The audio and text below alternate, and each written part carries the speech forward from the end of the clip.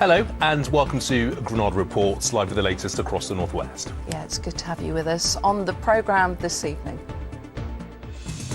Nightingale no more. Royal Preston's temporary hospital closes as COVID hospitalisations increase.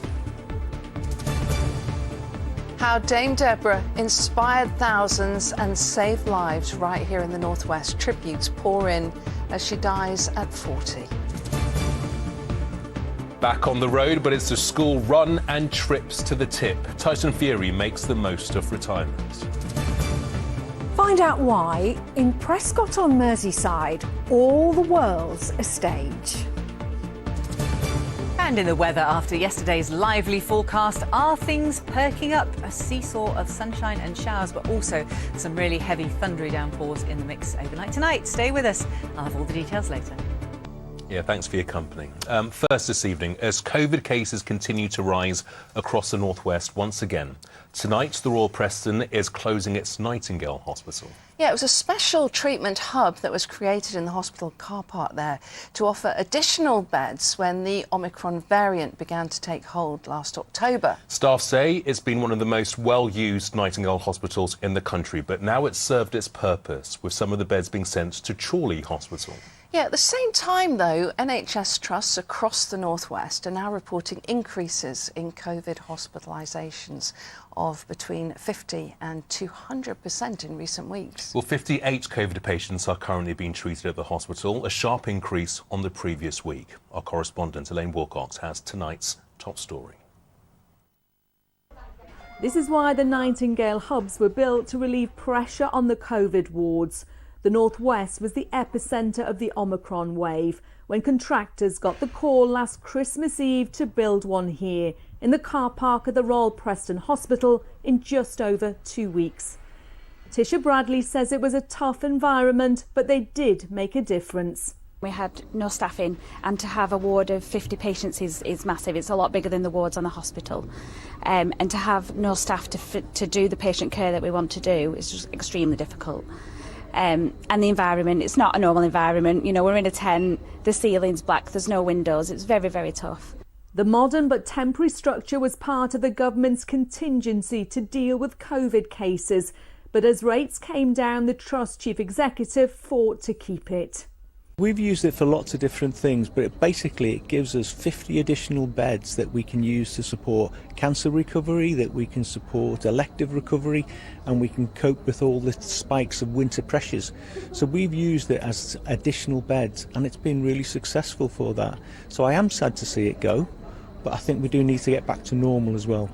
This Nightingale hub cost over £1 million to build, and a lot of this equipment will be used elsewhere in the Trust. But with COVID cases on the rise again, is it premature to dismantle it now? I believe it is absolutely the right time to close it. We've used this facility to enable patient flow through the emergency department, but also facilitated patients on an elective care pathway to have their operations. But we need to look at alternatives to ensure that patients are discharged and cared for in the right place. As the bunting comes down here and the Nightingale closes its doors tonight, staff know it can be built in record time if it's needed again. Elaine Wilcox, ITV News, Preston. Well, joining us now live from the hospital is Dr. Mohammed Munawar. Dr. Munawar, many thanks indeed for joining us today. I guess the first question to you is, many of our viewers will be confused given that COVID infection rates are on the rise. Why are you closing this facility now? Just to reassure people, this is no doubt an amazing facility built overnight to look after patients, and it has been exceedingly effective to release capacity within the hospital. This closure has been very carefully planned, and at the same time, another facility, a longer-term facility, is being created very quickly in Chorley Hospital, our sister hospital, and that will help us continue to look after patients. COVID numbers have indeed gone up in the last few days, no doubt, but fortunately, patients who are in the hospital are in for something else and they are testing positive for COVID. There's hardly anybody who's seriously ill. The only people who are very unwell are those who have not had the vaccination or not had the boosters completely. So the message really is to get the COVID vaccine, and if you've had it, ensure that you're adequately boosted.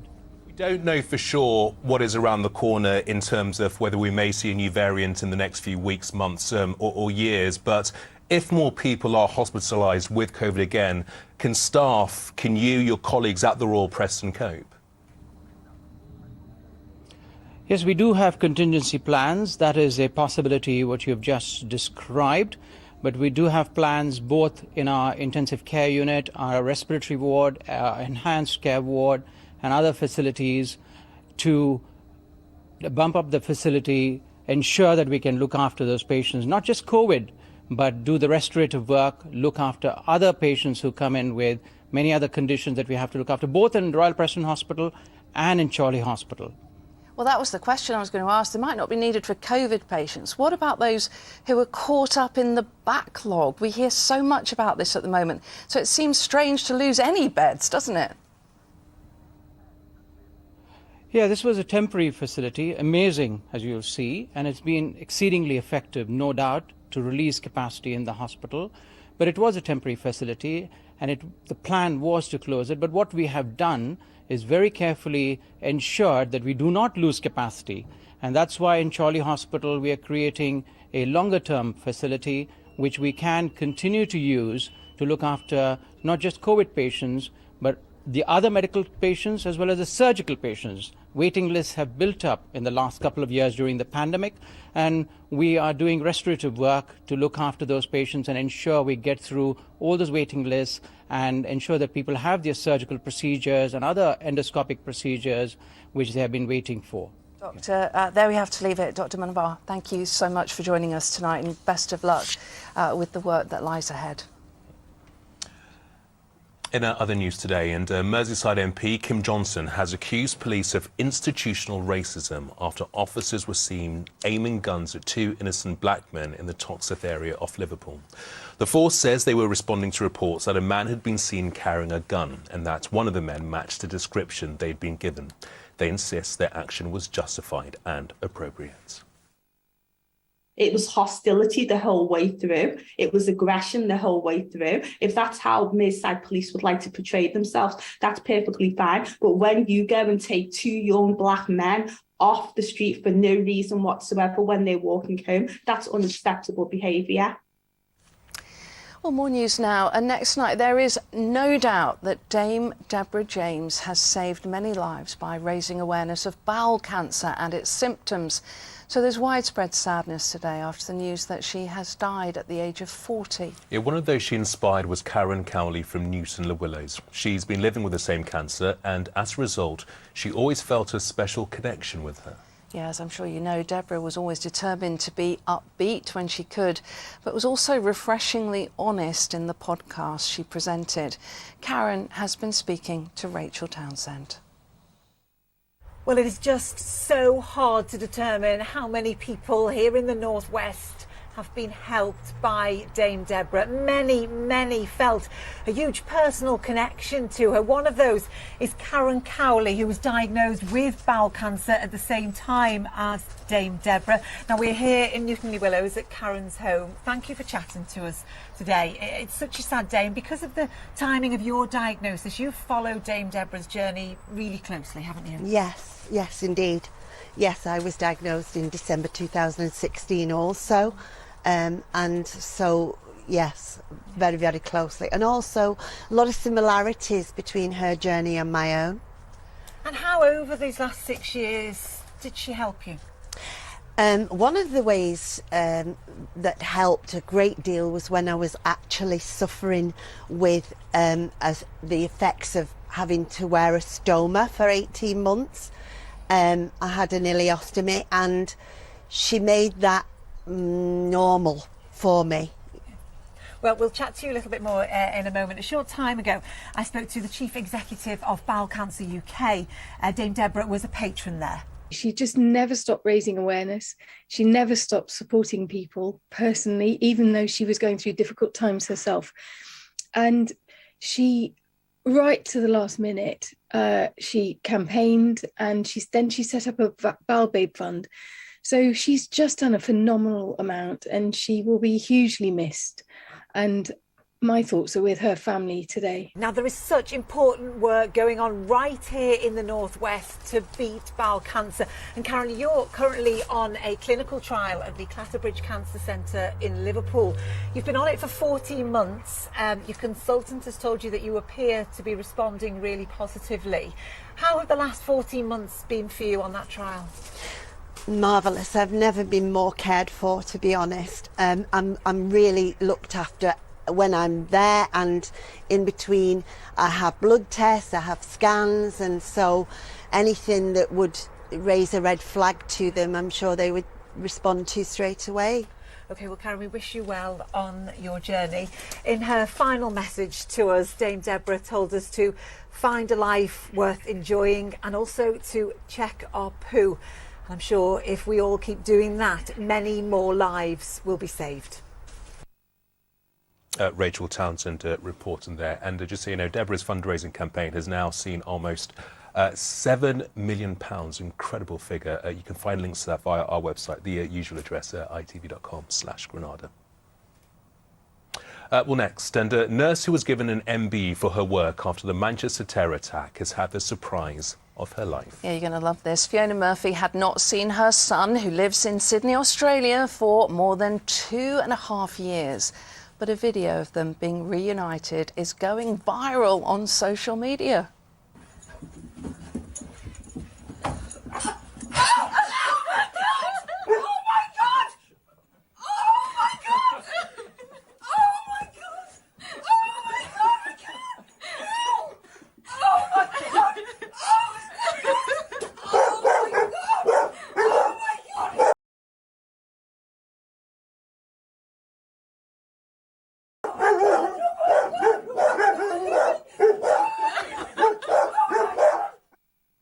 Oh, that is just so lovely. I love the way the dogs were joining in with the excitement. That is just the best hug. And she described it as the best kept secret ever. She didn't know Mums and their about boys, it. Mums and their boys. Yeah, nice one, Fiona. You had a great time together, you two.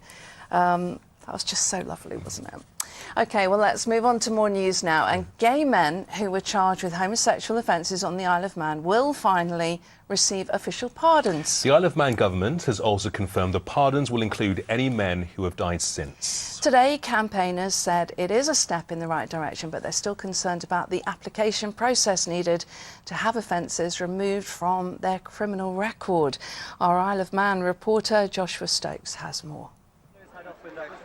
This was the Isle of Man just 30 years ago. We can climb it down, it doesn't require you. Phrases unfathomable to today's standards. You take yourself off to England. But a lived experience for those who spent years campaigning. My life suddenly started when a young man killed himself, and that law needed to be changed immediately because it's wrong, you know. In the 1990s, and I had a law that criminalised gays a criminal, you know. It was disgusting. This is the democratic right of free men of man. Alan made headlines around the world after campaigning for the Manx law to be changed. The following year, consensual sex between men was legalised. 30 years on, and the government has taken a further step forward, pardoning all with a conviction on their criminal record and adding an application process to have it removed entirely. There should be sent a letter today saying that we've cleared this from your record, your permanent record, and that would make life a lot easier and cheap, because now they may have to apply. That means raking up the past, people that never knew their past history. It's getting complicated. But the government says formalities have to be followed. It would have been great if we could have brought this into force sooner, but I'm really pleased that we're able to do that today, and I hope it goes some way to alleviating some of the hurt and some of the ongoing upset that there has been from these historic offences. Give me a big pride on 3, 1, 2, 3! While the pain is still there for many, it's events like this one last year that shows progress is taking place. Some hope for the future then, for an island still hurting from an uncomfortable past. Joshua Stokes, ITV News in the Isle of Man. Well, next, and Katie Ratcliffe from Cheshire opens up about the homophobia she faced while dating a woman, which prompted her to come out to her parents. In the third of our features for Pride Month, Katie tells us how much difference coming out made to her life and how free she felt.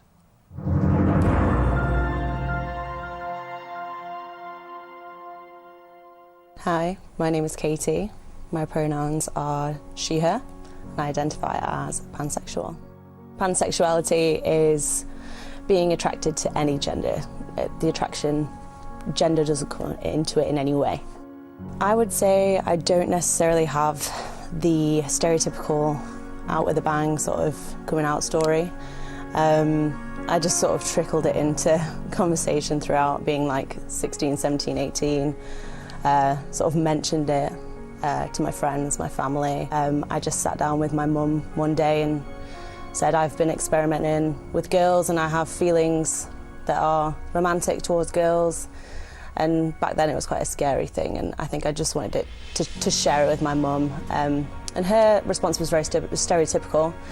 She said, oh well, it's just a phase. And then I went away for about 3 years and came back. I was about 21, 22, and I started dating a girl.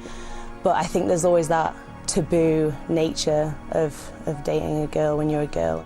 So I didn't say anything, and eventually I experienced quite a lot of homophobia and negative responses when we were out and about together, and it was really getting me down, and they must have noticed that.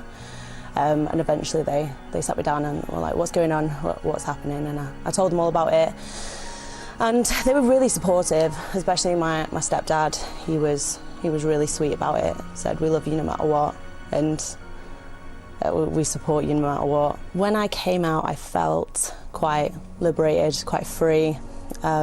It was definitely the right decision. I don't think anyone should hide themselves away from the world, even if it is very exposing. You know, there is a large group that don't agree with who you are fundamentally as a person, which is silly because you're doing nothing wrong, nothing wrong.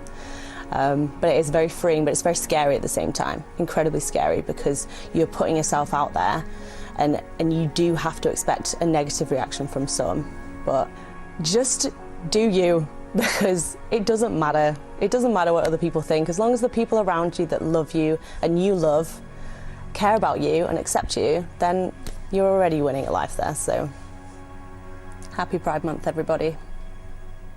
Okay, Katie, many thanks to you for sharing your story with us tonight. OK, let's get on to sport. There's never a dull moment in sport, not when Mike Hall is around, and certainly not when Tyson Fury is around.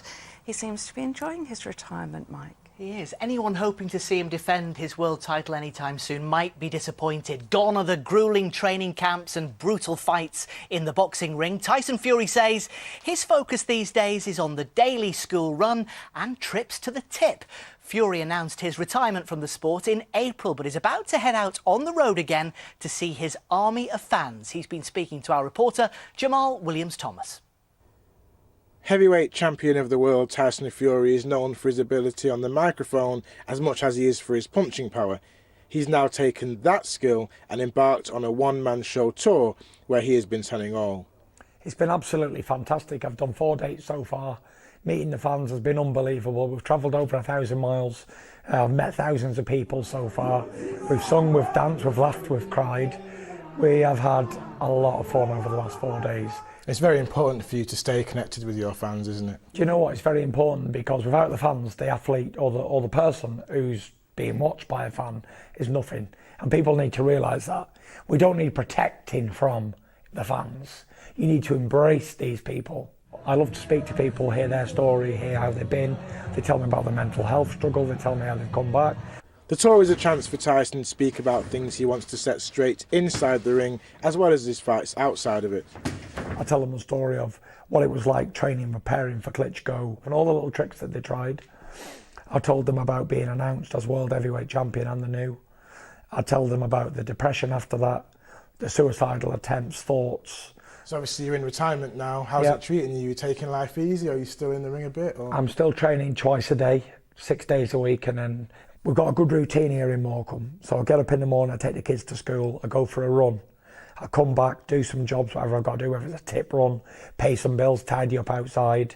go for a bit of lunch, pick the kids up from school again at 3 o'clock, come back, get ready to go to the gym at 5 o'clock. And then I go home, have my tea, and put my feet up, watch TV for 10 minutes, and I'm absolutely shattered. You ever seen the movie Groundhog Day? Tyson Fury's life, Groundhog Day. So yeah, it's not all glitz and glamour, and that's the way I like it. Although Tyson has said he wants to fight the UFC World Heavyweight Champion, he has no plans to return to the ring for a big payday. I've actually completed this game of boxing. I've won like 20 belts along the way, so, and I'm a member of a VIP only club with 2 members, me and Rocky Marciano, being the undefeated World Heavyweight Champions. And I believe that it'd be a sad day if I ever do come back out of retirement, because I'd only ever come back for a large amount of money. And I always said that I didn't want it to ever be about money, and the day it becomes about money, then the day I walk away. Tyson's tour takes him to Liverpool, Warrington and then to Manchester, but nerves won't unsettle him, even in his hometown. If I can go and sing American Pie to 94,000 people at Wembley, millions of people watching around the world, then I can speak to a few thousand people here and there. Thank you very much, everybody, and God bless, and I'll see you on the other side. Peace out. The brilliant Tyson Fury there. Well, next to football, and Manchester United are on the verge of signing Holland international Frenkie de Jong. United have made positive progress in talks with Barcelona and are closing in on a £56 million deal for the midfielder. He's the #1 target for new United manager Erik ten Hag, who's been holding his first training sessions at the club this week. A summer rebuild is required at Old Trafford after a bitterly disappointing season. Feyenoord left-back Tyrell Malacia is also on United's shopping list. In other transfer news, are Everton about to part company with Richarlison? Tottenham Hotspur are leading the race to sign the Brazil international, with talks believed to be ongoing. Chelsea are also interested in his signature. He cost Everton £40 million 4 years ago. Manchester City say they've signed one of the most exciting young talents in women's football. 19-year-old Australia striker Mary Fowler is joining the Blues from Montpellier on a 4-year deal. She was only 15 when she made her senior debut for Australia back in 2018 and has scored 7 goals in 24 appearances for her country so far. Being at a club like Man City, I'm not only surrounded by, amazing staff and coaches, but I get the chance to be playing alongside and playing against, some of the best players in the world. And so I feel personally that joining Man City, I have everything I need in order to fulfil my potential as a footballer. Finally to cricket, and Lancashire's latest county championship match at Gloucestershire has ended in a draw. It's been a rain-affected day with no play possible for most of this afternoon. Lancs head home with 14 points. They are 3rd in the table. And that is your sport this evening. Great sport, good haircut. Thanks, Mike. Now then, the play is the thing, and there'll be a great new place to see them very soon. The Shakespeare North Playhouse is opening on Merseyside next month. The new venue is based on a 17th century theatre and has been built through the pandemic thanks to public funds and donations. Our correspondent Anne O'Connor has been for a preview. They're tarmacking the road outside, ready for the buses that will arrive on the doorstep of what's being called a work of art.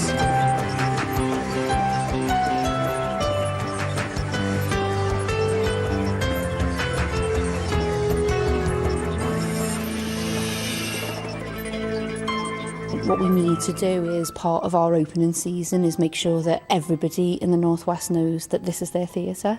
That's our job now, is really to open it up, invite people in and say, this is yours. What do you want to do with it? That opening's next month. One of the first to appear will be St Helens Johnny Vegas. And he says, this feels like we're taking culture back. We breed talent here. We breed creative talent. So let's celebrate it.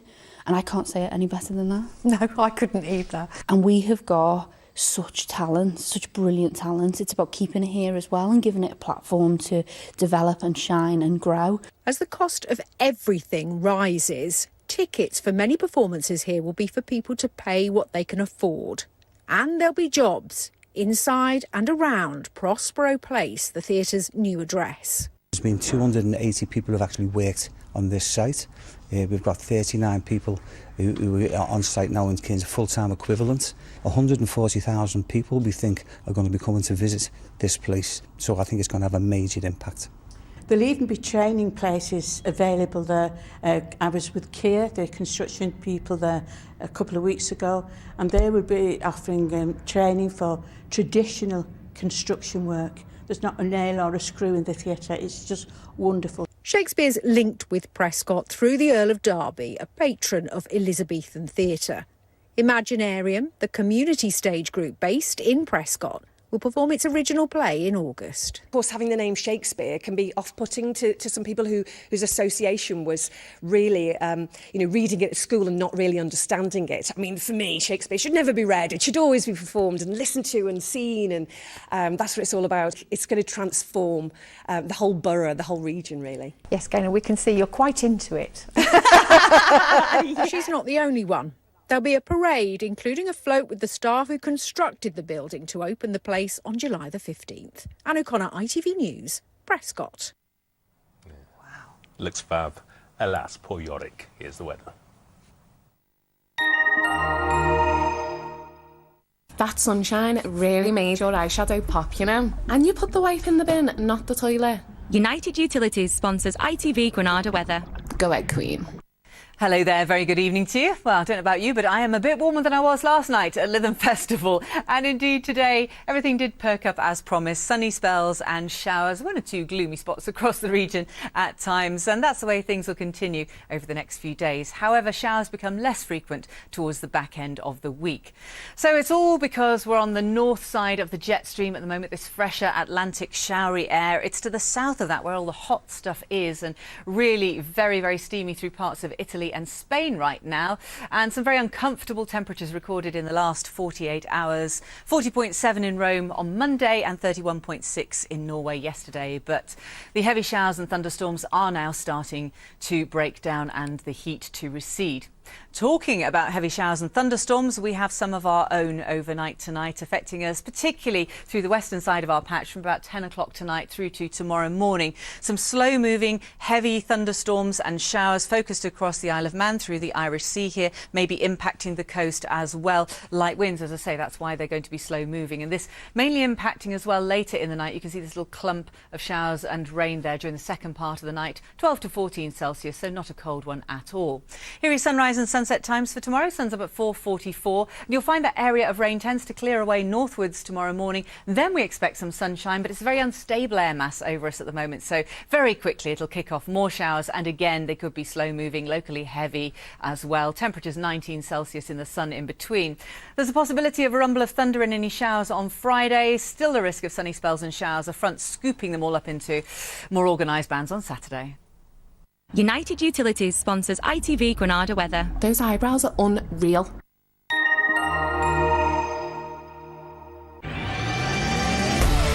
Hello, summer.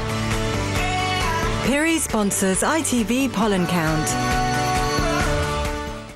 On then to the pollen report now, mainly grass and nettle, and there is quite a lot in the air at the moment. Counts high, possibly very high at times, although if we're lucky, the showers will wash some of that out of the atmosphere. Bye-bye. Thanks, Emma. Before we go, just time to say well done to the thousands of children joining together this week to sing their hearts out in Chester. Yeah, kids from 50 schools across Cheshire are singing and dancing at the Story House Theatre, all together for the first time in 2 years. What a great sight that is. Well done to all of you and to everyone who helped organise that at Story House. What a great night that will be. Great dancing there. Bye-bye. Bye.